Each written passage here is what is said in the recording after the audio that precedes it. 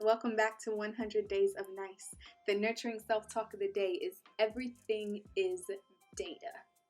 If you watched my previous video, you know that I had just finished having a breakdown. My whole reality was like the rug was pulled up from under me. The one string I was holding on to got snipped.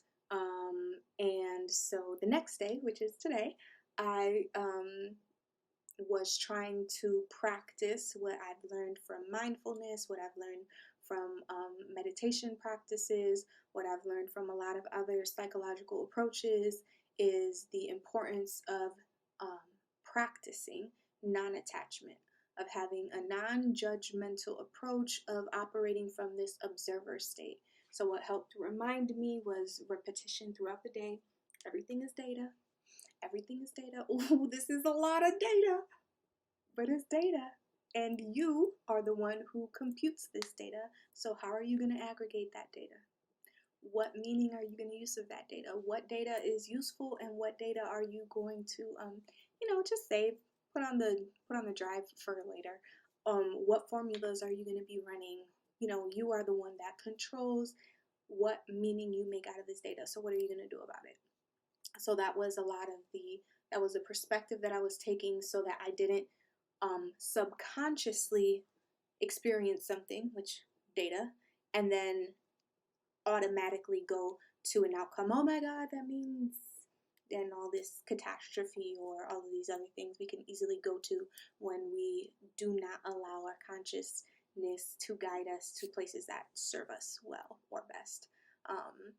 And I'm not saying that the subconscious automatically is a disservice to us, because it's not, but the subconscious is more reflective of our habits, and if all of our habits are not in alignment with what serves us best, with our health, with our well-being, if we were not, a lot of the things in our subconscious are things that we're socialized by, and all of us know that all of the things we were socialized to think aren't the healthiest for us. So anyways, I went in a little rant there, but so the integrity practice was observing your experience and intentionally processing and attributing meaning to what I was going through.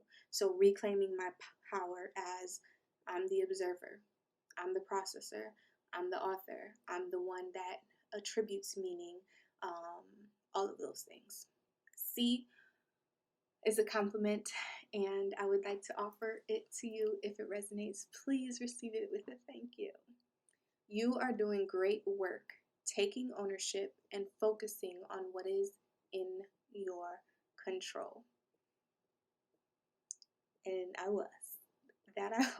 So the E was emotional intelligence, and emotionally I was experiencing a lot of safety and peace, which was so welcome, especially after the previous day.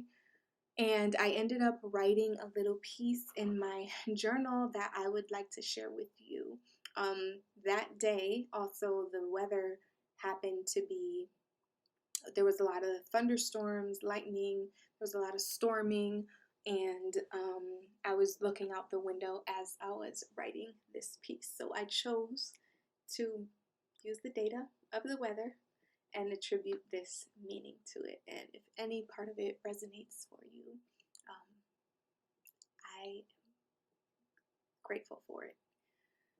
The storm is here, but I am safe.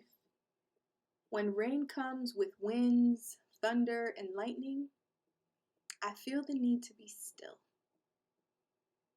I feel the need to reflect, the need to write and cleanse, the need to read and nourish. The storm is here for me to cleanse and become the I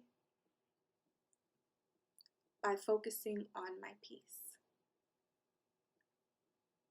So I allowed the weather that day to become a metaphoric reminder for me that focusing on creating and maintaining and nourishing the peace within myself, within my I, but also within my home, which becomes like the greater I, which was physically, metaphorically, like the eye of the storm. That's the place where there is calmness, peace, serenity, and the storm is happening all around.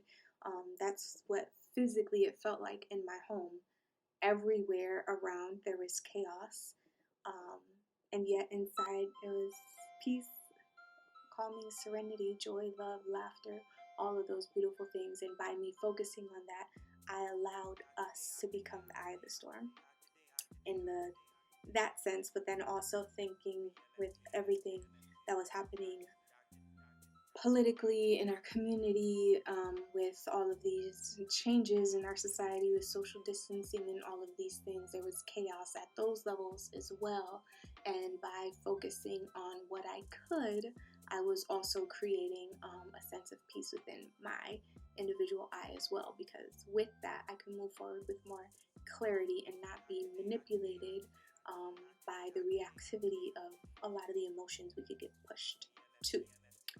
So I hope part of this video was helpful. If so, please let me know in the comments, and I look forward to seeing you in our next video. Be nice to yourself.